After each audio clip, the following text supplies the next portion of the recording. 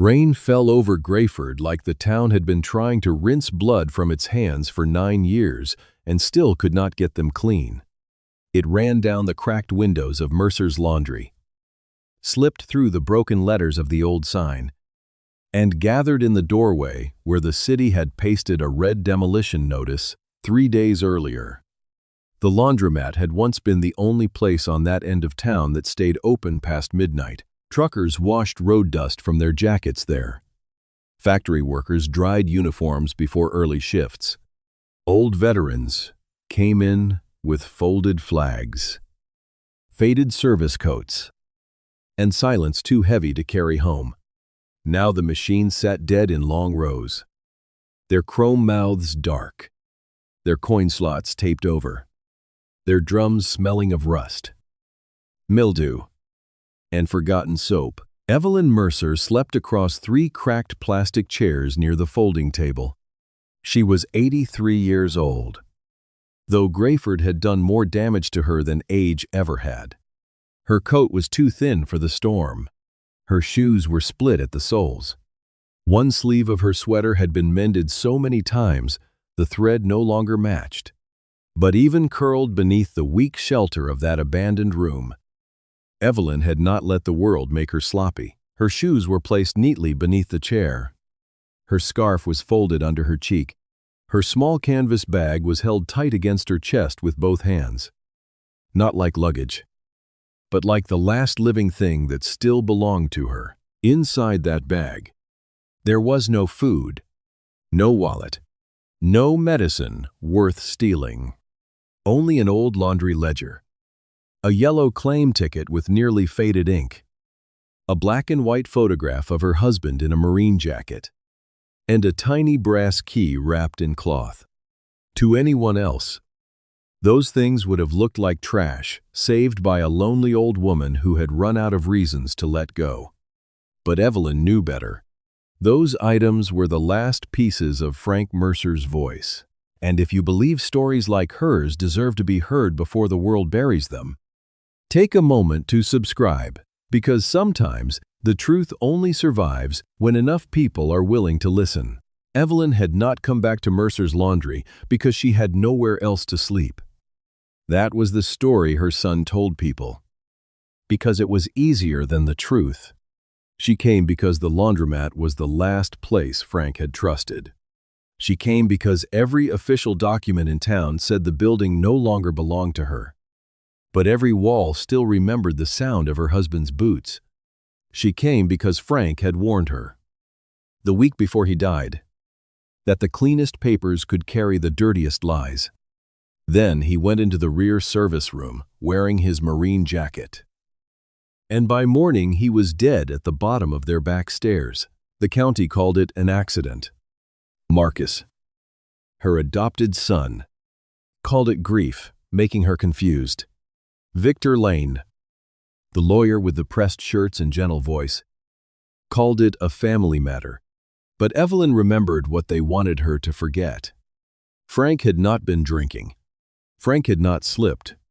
And the jacket he wore that night had vanished before the first deputy arrived. A flashlight swept across the front windows just before midnight. Evelyn woke before the beam touched her face. Fear had trained her to sleep lightly. The side door opened with a metallic scrape, and a local patrol officer stepped inside, shaking rain from his coat. He was not cruel in the loud way. He did not shout. He did not threaten her. He simply looked at her the way people looked at old women. After someone important had already told them not to believe a word they said, the officer told her she could not stay there. The property had been transferred. The structure had been condemned. The demolition crew would return in the morning. Evelyn sat up slowly. One hand braced against the chair while the other guarded the canvas bag. Her voice was quiet when she told him the building had been stolen. He sighed, not with anger, but with practiced exhaustion. As if her truth were an inconvenience he had heard too many times. Behind him, the laundromat seemed to hold its breath. Only a week earlier, The demolition crew had opened the rear wall to disconnect an old ventilation duct behind the dryers. They had dragged out rotten insulation, broken panels, and several sealed bundles wrapped in oilcloth. By sunset, one of those bundles had disappeared. By evening, Marcus Mercer had been seen behind the building with 2 black trash bags and a can of lighter fluid. Evelyn did not know that. Not yet. She only knew the air had changed since the crew came. Something Frank had hidden was no longer hidden well. As Evelyn gathered her things, the yellow claim ticket slipped from her bag and skated across the tile. The officer reached it first. For one brief second, his face betrayed him. His eyes dropped to the faded words, "Dryer 6, do not empty." Then he handed it back too quickly and told her again that it was time to leave. Evelyn tucked the ticket against her heart.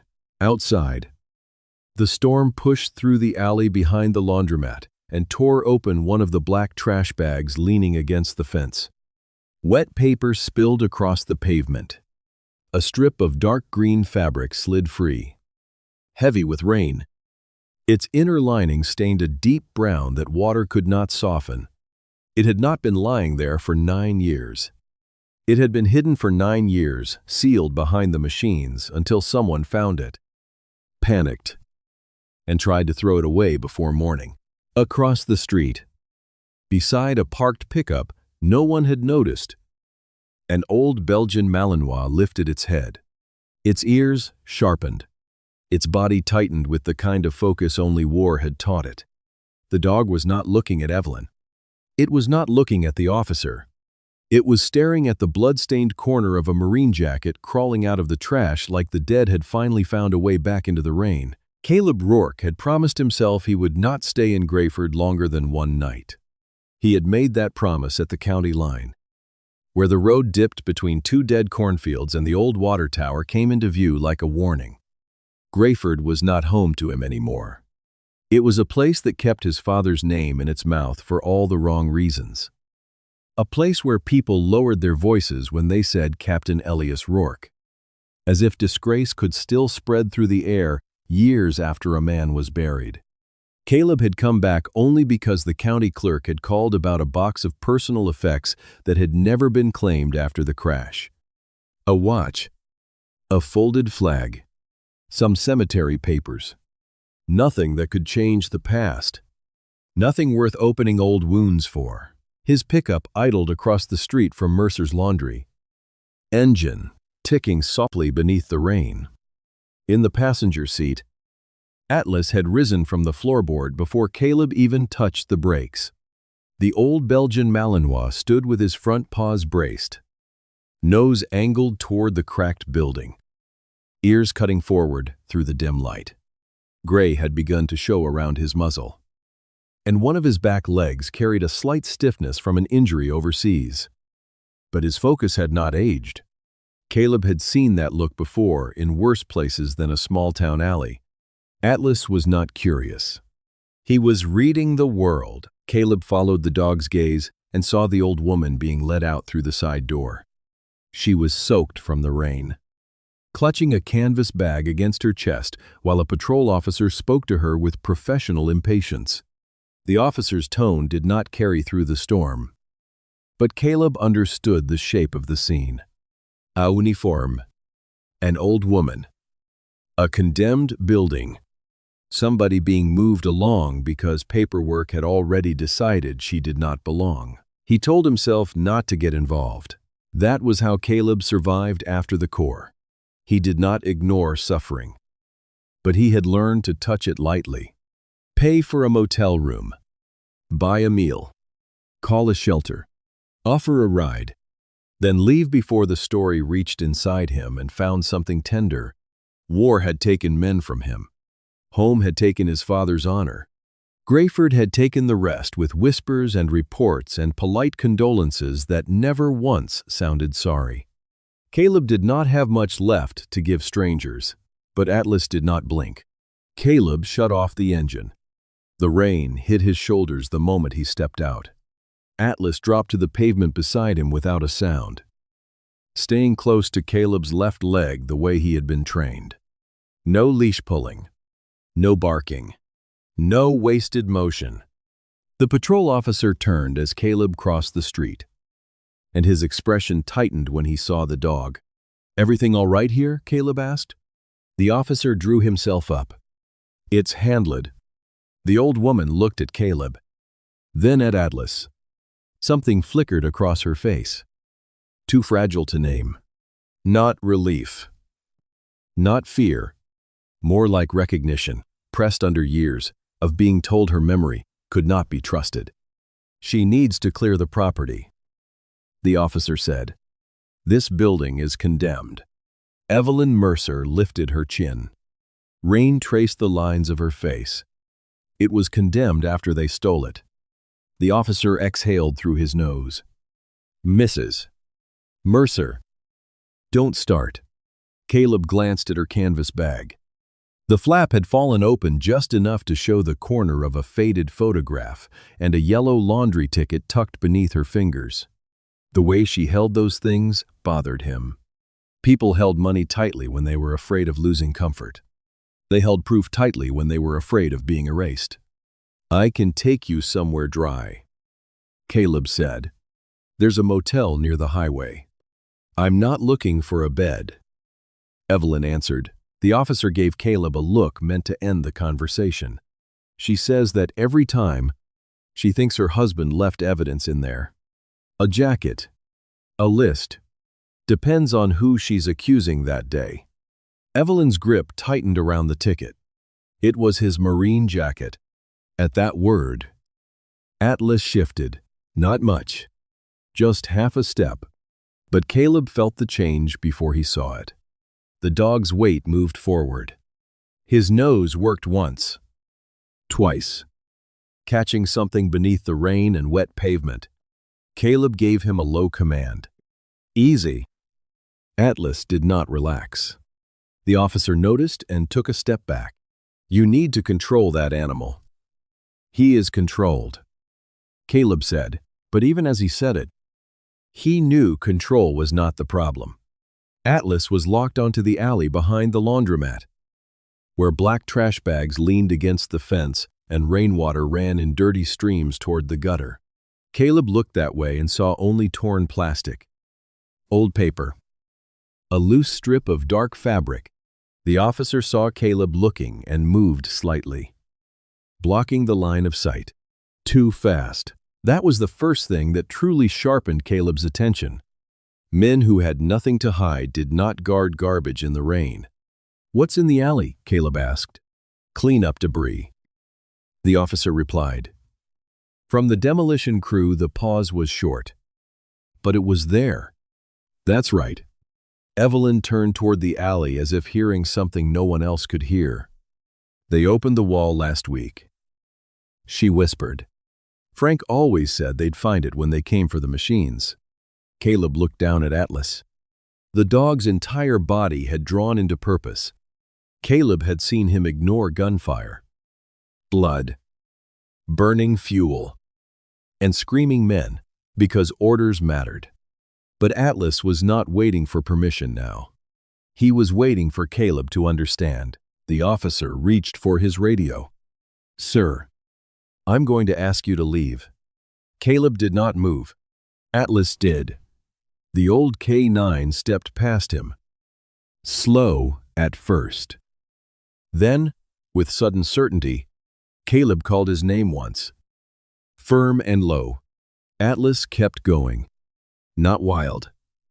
Not disobedient in the way pets were disobedient. This was a working dog overriding a command because the mission had changed. He crossed the broken pavement, lowered his head to the torn trash bag, and clamped his teeth around the strip of dark green fabric. Evelyn made a sound like her breath had been knocked loose. The officer swore. Caleb reached the alley just as Atlas pulled backward. The bag tore open with a wet rip, and something heavy shifted inside the plastic, dragging across the pavement with the awful weight of a secret being pulled out before it could be burned. And before we follow what Atlas found in that trash bag, Tell me in the comments what you think was hidden in Frank Mercer's jacket. Share this story with someone who loves military mysteries. And subscribe so you do not miss the moment this old K9 drags the truth into the light. Atlas pulled once, hard and precise, and the black trash bag split open across the alley pavement. Rainwater rushed into the tier, carrying out wet paper, torn insulation, a strip of oilcloth, and then the thing that made Evelyn Mercer stop breathing. A marine jacket slid halfway free from the plastic, dark green beneath the dirt, its sleeves twisted, its collar crushed, its lining heavy with old stains that no storm could soften. It did not look like something left behind by a drifter. It looked hidden, handled, and nearly destroyed. The fabric carried the sour smell of mildew and industrial detergent, but underneath it was something older, sharper, metallic. Caleb knew that smell before his mind wanted to name it. Blood. The patrol officer stepped forward too quickly. "That's demolition waste," he said. "Nobody touches it." Atlas turned his head toward the man, not growling, not showing teeth, only planting his body between the officer and the jacket with a discipline that made the warning worse. Caleb had seen Atlas guard explosives like that. He had seen him hold a doorway like that when a wounded Marine was being carried out under fire. The dog was not protecting trash. He was preserving evidence. Evelyn stared at the jacket as if the rain had opened a grave. Her fingers loosened around the canvas bag, and the yellow claim ticket nearly slipped from her hand. She did not scream. She did not fall. She only whispered one word, and that word seemed to carry 9 years of being laughed at, medicated, corrected, and ignored. Frank. Caleb crouched beside the jacket, careful not to disturb more than he had to. The name patch had been ripped away from the chest, leaving a pale rectangle of fabric where the sun had never reached. One cuff was torn. The left shoulder seam had been cut with something sharp, then sewn closed again with black thread that did not match the original stitching. The inner lining showed the worst of it. Brown-black stains spread outward from the ribs, not across the outside, like a man who had fallen down wooden stairs, but from within, where a wound would bleed if someone had pressed a hand or a folded document against his chest. The officer reached for Caleb's arm. "Sir," I said, "step back." Caleb looked up at him. "Why are you so worried about garbage?" The question hit harder than a threat. The officer's jaw tightened. His eyes flicked toward the rear wall of the laundromat, toward the place where the demolition crew had opened the ventilation duct a week earlier. Caleb caught the glance. So did Evelyn. Her face changed, not with confusion, but recognition. A piece had moved inside her memory and locked into place. "They found it," she said softly. "They found it before I did." Caleb looked from her to the jacket. That made more sense than the impossible version everyone else wanted to believe. The coat had not survived 9 years in an alley. Frank had hidden it inside the building, probably behind the old machines or inside the service duct where heat, lint, and metal could conceal it. When the demolition crew opened the wall, somebody discovered the bundle. Somebody who knew what it was. Somebody who needed it gone before sunrise. Atlas lowered his nose to the torn shoulder seam and nudged it twice. Caleb followed the signal. The stitching was loose, too fresh compared to the age of the jacket. He took out his pocket knife and slid the blade beneath one rotted thread. Evelyn made a small sound, but she did not stop him. The seam opened with a faint ripping noise, and something metal dropped onto the wet pavement. A dog tag. It landed face down in a shallow puddle. The officer moved for it, but Atlas stepped across his path.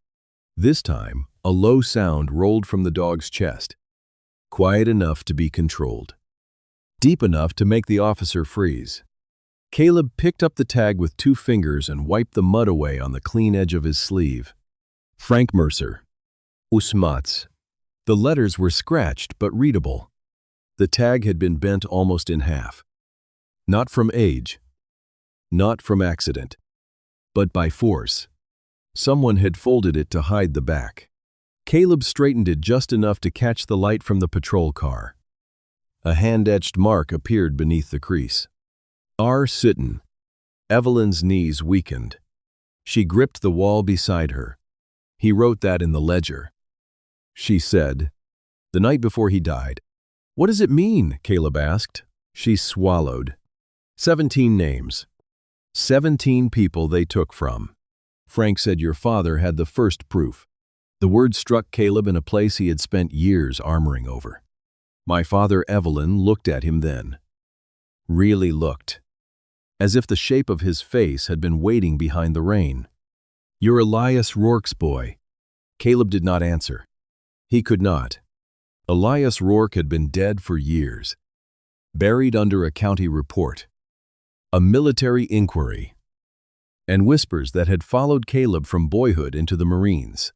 His father was the man people said had lost a file. The man who failed his unit. The man who drove into a ravine before anyone could ask the right questions. Atlas nudged the lining again. Caleb reached into the open seam and found a second object sealed inside a brittle plastic sleeve. It was a laundry claim ticket. Damp around the edges, but protected enough to read. The same faded words appeared on it as the one Evelyn had carried all these years. Dryer 6. Do not empty. 2 matching tickets. 1 in a widow's bag. 1 hidden inside a dead Marine's blood-stained jacket. Caleb felt the whole story shift beneath him. Evelyn had never been rambling. She had been holding half of a map. The officer lifted his radio. "This is now an active county matter." "No," Caleb said, standing slowly. "This is a crime scene." The officer tried to speak, but Evelyn whispered a command before he could. It was not loud. It was not meant for Caleb. It was an old K9 handling phrase, clipped and worn by memory. The kind a civilian would never know unless a Marine had taught it to her in a room full of working dogs and men who trusted them. Atlas responded instantly. He sat square, chest lifted, eyes forward, waiting for the next order, as if Frank Mercer himself had just stepped into the alley. Caleb felt the rain run cold down his neck. He turned the dog tag again. Searching beneath the bent metal near the hand-etched code, another line emerged. Faint but deliberate. Scratched so lightly it would have vanished if Atlas had not found the jacket before Marcus burned it. Elias Rourke, for a moment. Grayford disappeared. There was only Caleb, Evelyn, Atlas, and the impossible truth lying between them in the rain. Frank Mercer's jacket had not returned to accuse a stranger. It had come back carrying Caleb's father's name. Caleb did not move after he saw his father's name scratched into the back of Frank Mercer's dog tag. For a moment. The rain. The alley. The patrol officer. Even Evelyn's seemed to fall away. There was only that small piece of bent metal resting in his palm, and the name he had spent half his life trying not to defend. Elias Rourke. His father had died under a cloud of shame. Accused of losing a file tied to veteran fraud. Accused of drinking before the crash. Accused of taking secrets with him into the ravine. Caleb had grown up watching people in Grayford lower their voices when he entered rooms. Not out of respect, but because the son of a disgraced Marine made everyone uncomfortable. Now that same name had surfaced inside the blood-stained jacket of another dead Marine. Hidden behind a laundromat wall until someone tried to throw it away before dawn. He carried the jacket inside Mercer's laundry without asking permission. The patrol officer objected. but his voice had lost the authority it had carried in the rain. Caleb did not threaten him. He did not shove him aside. He simply looked at the man long enough for the officer to understand that the night had moved beyond trespassing. Atlas followed close.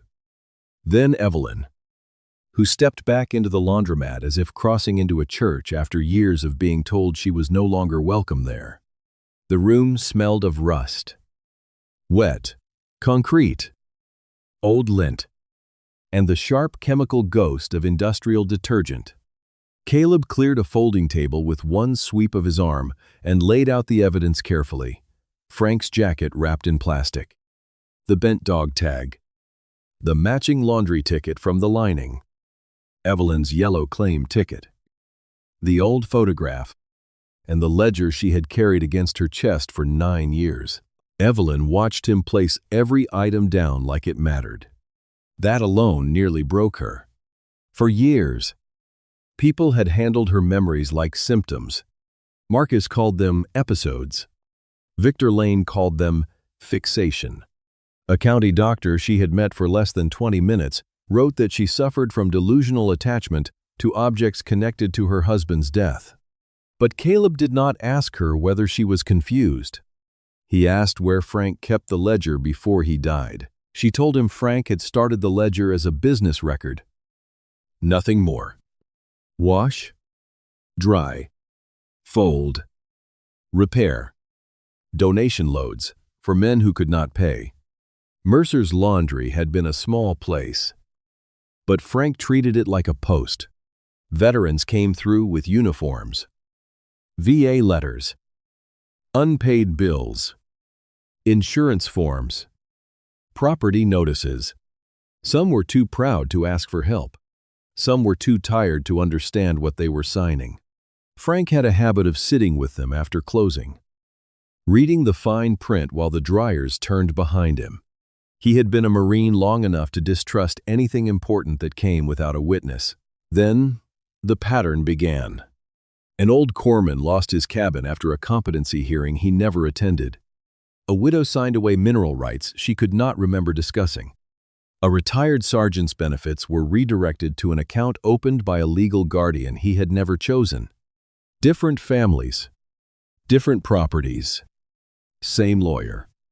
Victor Lane, always polite, always prepared, always carrying documents that looked too perfect to question. Frank began copying everything. He used the laundry tickets as codes because no one paid attention to laundry tickets. Each machine number matched a file. Each claim stub pointed to a name.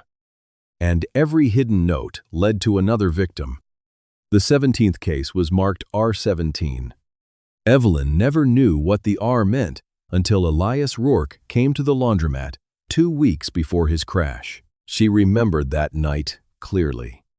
Elias arrived after closing, soaked from rain, wearing a plain jacket over his uniform shirt. Frank locked the front door and took him into the back office. Evelyn heard only pieces through the thin wall guardianship fraud. County seals, veteran benefits, missing deeds, and a master file that could tie all of it together. Elias said he believed the county investigation had already been compromised. Frank said if the original disappeared, copies would keep the truth alive. When Elias left, he shook Frank's hand with both of his, the way men do when they know words are not enough. 3 days later, Elias Rourke's truck went over the ravine road. The official report said speed and rain. The military inquiry said Elias had been transporting sensitive material without authorization, and the file was never recovered. Caleb had read those words so many times, they had carved themselves into him. But Evelyn shook her head before he could speak. Frank never believed Elias lost the file. He believed someone took it from the truck before it went over. After that, Frank changed everything. He stopped keeping copies in the office. He moved them into the machines, the ducts, the walls, anywhere metal and lint could hide paper from men in suits. Dryer 6 was the one he never let anyone repair. Caleb opened the ledger. Many pages were ordinary customer names. Wash dates. Unpaid balances Frank had forgiven. But near the back, several sheets had been torn out. The pressure marks remained on the next page. Caleb angled the book beneath the weak ceiling light and read the ghost of the missing words Rourke file received. Victor involved. Marcus knows. Evelyn turned away when she saw her son's name. Marcus was not Frank's blood. But Frank had raised him from 12 years old, taught him to drive, gave him work, gave him a home. That betrayal had not made Evelyn angry at first. It had made her ashamed, as if loving the wrong child had somehow helped kill her husband the night Frank died. Marcus came to the laundromat with Victor Lane. Evelyn heard shouting from the rear service room. Marcus sounded frightened, not innocent. Victor sounded measured, almost bored. Frank said, "You buried Rourke, but you won't bury 17 more." Then came the crash. Not a fall down the stairs, not the clumsy accident described in the report, but the sound of a body hitting metal before it hit the floor. By morning, Frank was dead. The jacket was gone, and Victor was already speaking for the family. Caleb compared the transfer papers Evelyn had saved with the dates in the ledger. The signature on the sale of Mercer's laundry was dated 3 days after Frank's funeral. The county seal belonged to a version adopted years later. The medical form declaring Evelyn incompetent had been signed by a doctor who had retired before the examination supposedly happened. Each lie had a clean edge until it was placed beside the next one. Then the whole thing began to rot. Atlas rose before anyone spoke. He moved past the washers toward the rear storage area, where a sheet of plastic hung over a section of opened wall. Behind it sat dryer 6, dusty, dented, and recently dragged from its old position near the ductwork. Frank's hiding place had not rattled loose because it was not loose at all. Caleb saw rubber strips beneath the base, a false metal panel, and one screw newer than the rest. Someone had built that compartment to survive being moved, kicked, even hauled across a floor. Evelyn lifted the tiny brass key from her bag. Caleb looked at dryer 6. Then at the door, as headlights swept across the front windows. Victor Lane had arrived. And before we open what Frank Mercer hid inside that machine, tell me in the comments whether you think Marcus betrayed his family willingly or out of fear. Share this story with someone who loves a buried military mystery. And subscribe so you do not miss what happens when Victor walks into the room. Victor Lane entered Mercer's laundry, as if he owned not only the building, but every version of the truth inside it. He did not rush through the door. He did not look surprised by the torn wall, the exposed dryer, or the blood-stained jacket sealed beneath Caleb's clear plastic tarp. That was the first thing Caleb noticed. Innocent men looked at blood. Guilty men looked at the people who had found it. Victor's eyes moved from Evelyn to Caleb, then to Atlas, and finally to dryer 6, where the old K9 stood with his shoulder nearly touching the dented metal base. Behind Victor came Marcus Mercer, Evelyn's adopted son, wearing a worried expression that looked practiced in front of mirrors. He had the face of a man prepared to call betrayal concern. A county clerk followed them with a folder tucked under one arm, and 2 demolition workers waited near the entrance, hard hats in hand, unsure whether they had walked into a job site or a funeral. Outside, the patrol car lights flashed weakly against the wet windows, turning the broken glass red and blue. Victor set his leather briefcase on the folding table without asking permission. His voice carried that courtroom softness that made cruelty sound like procedure. He explained that Evelyn had no legal right to be inside the building, that the transfer had been certified, that the demolition order had been approved, and that Caleb, as an uninvolved private citizen, was interfering with county-authorized work. He never raised his voice. He did not have to. Men like Victor did not need volume when they had stamps, signatures, and frightened families trained to obey paper. Evelyn sat beside the table, the tiny brass key hidden in her closed fist. She did not argue. For years, every protest she made had been used as proof that she was unstable. Caleb could see the old habit in her shoulders. The way she made herself smaller when Marcus came near. The way her eyes lowered before Victor finished speaking. But Atlas had not learned those habits. When Marcus stepped toward Evelyn and reached for the canvas bag in her lap, the dog crossed the room in 3 silent strides and placed himself between them. Marcus stopped so quickly his shoes scraped the tile. Atlas did not bare his teeth. He did not bark. He simply held the space, chest forward, eyes fixed on the man who had once carried Frank Mercer's jacket toward the chemicals and failed to wash the blood away. Marcus looked at the dog, then at the plastic-wrapped coat on the table, and his mask slipped just long enough for Caleb to see panic underneath. It was not the fear of a man falsely accused. It was the fear of a man watching an old mistake breathe again. Victor recovered for him. He accused Caleb of using a military-trained animal to intimidate civilians. He suggested animal control could remove Atlas if necessary. The words were careful, but the intention was obvious. Victor did not fear Caleb's fists. He feared the dog's nose. Atlas had already found the jacket. Atlas had already led them to Dryer 6. And Victor understood, perhaps better than anyone in that room, that the dog was following a trail no court order could bury. Caleb let Victor talk. Then he began placing items across the folding table. Frank's dog tag, bent nearly in half. The matching claim tickets, both marked Dryer 6.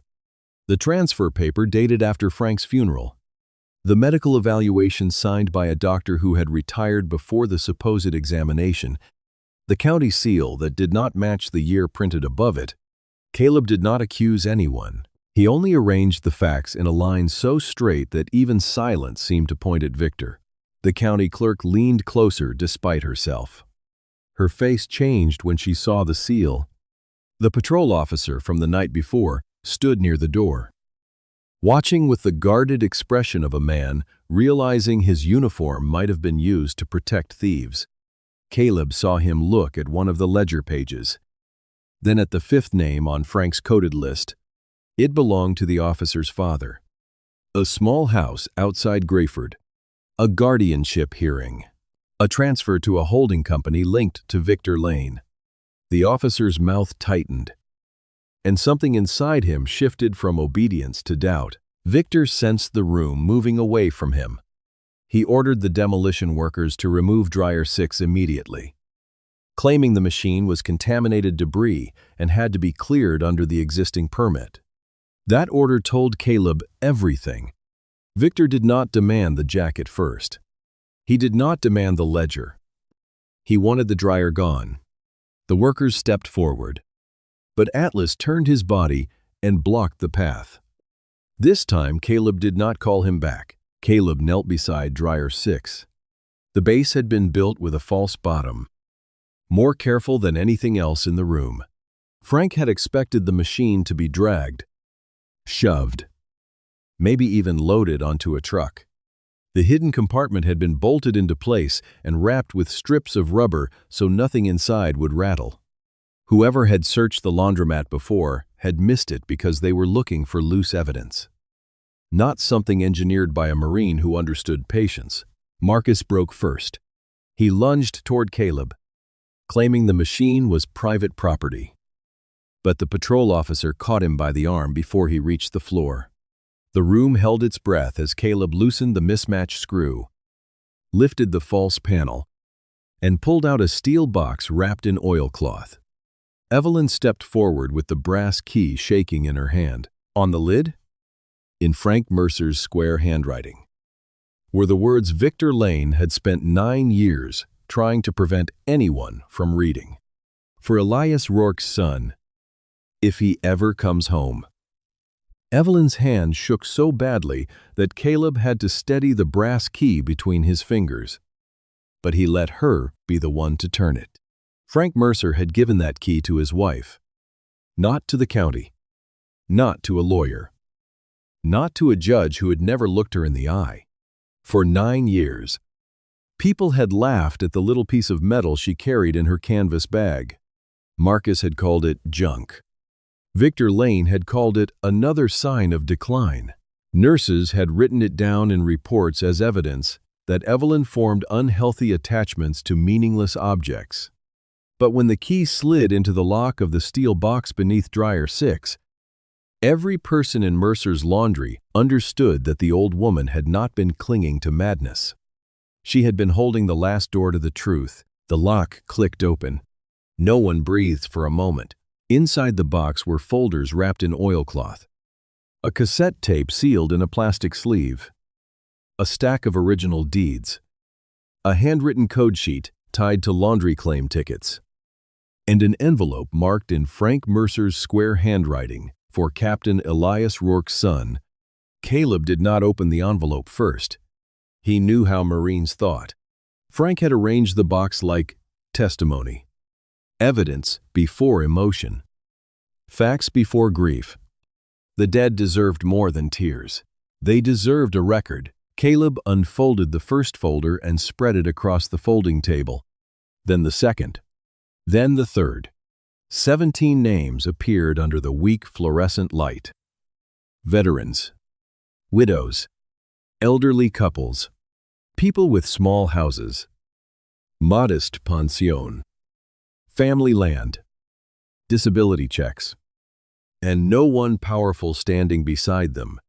Each file carried the same pattern: a sudden medical declaration, a guardianship petition, a rushed transfer, a property sale, and a final signature that benefited a company tied to Victor Lane. The fraud was not loud. It was patient. It moved through forms, stamps, polite letters, and closed doors. The patrol officer stepped closer and froze when Caleb opened the 5th folder. His father's name was there, a small farmhouse on the edge of Grayford. A competency hearing scheduled on a day hospital records showed the old man had been unconscious after a stroke. The officer sank into one of the plastic chairs, both hands hanging between his knees. The shame on his face was not weakness. It was recognition.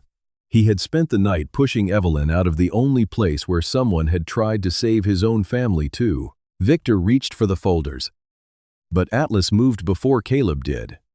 The old K9 placed himself beside the table. Not threatening. Not wild. Simply certain. Victor stopped with his fingers inches from the evidence. His face had lost its polished concern. Without it, he looked smaller, older, and far less dangerous than the papers had made him seem. Caleb picked up the cassette tape. Marcus whispered that it was illegal, that it was old, that no one could prove anything. His voice cracked on the last word. Victor told him to shut up, and that was the first honest thing either of them had said all morning. Caleb found an old portable recorder in Frank's back office, tucked in a drawer beneath receipt books and rubber bands. The batteries were still sealed in plastic. Frank had prepared even for that. When the tape began to turn, static filled the laundromat first, followed by the low hum of machines from another night, another lifetime. Then Frank Mercer's voice came through. Rough but steady. He said Elias Rourke had not died for nothing. He said copies existed. He said 17 families would not be buried under forged signatures. Marcus's younger voice answered. Desperate and angry, he told Frank to stop before everyone lost everything. Then Victor spoke, smooth as a knife, drawn slowly from a sheath. He said Rourke should have stayed buried with the file. He said Evelyn could be handled. He said no one believed old people once the right doctor signed the right page. Evelyn closed her eyes. But she did not cover her ears. The tape caught the scrape of a chair. Frank's warning. Marcus shouting. And then the impact, not the sound of a man slipping downstairs, but a hard blow against metal before a body hit the floor. After that came Marcus sobbing, Victor giving instructions, and the sentence that ended whatever defense remained. Burn the jacket if the blood will not lift. The room seemed to tilt. Marcus broke first. He backed toward the door, saying Victor made him do it, saying he never meant for Frank to die, saying his mother would have lost the laundry anyway. But each excuse sounded smaller than the last. The patrol officer blocked the exit and called state police with a voice that shook only once. Then he called the federal fraud investigator whose name appeared in Frank's notes. The same investigator Elias Rourke had been trying to reach before his truck went off the ravine road. Victor tried one final time to reclaim the room. He said old recordings could be challenged. He said evidence had procedures. He said Caleb had no authority. Caleb let him finish. Then he placed every piece in front of the county clerk, the jacket Atlas had dragged from the trash, the dog tag with Elias Rourke's name, the matching dryer, 6 tickets, the false medical forms, the deeds, the forged seals, the cassette tape, and Frank's ledger. One by one, the lies stopped looking official and started looking exactly like what they were. By late afternoon, Victor Lane was taken out of Mercer's laundry in handcuffs. Marcus followed with his head down, unable to look at Evelyn. The demolition order was suspended. The transfer of the laundromat was frozen. Evelyn's guardianship petition was revoked, pending criminal review.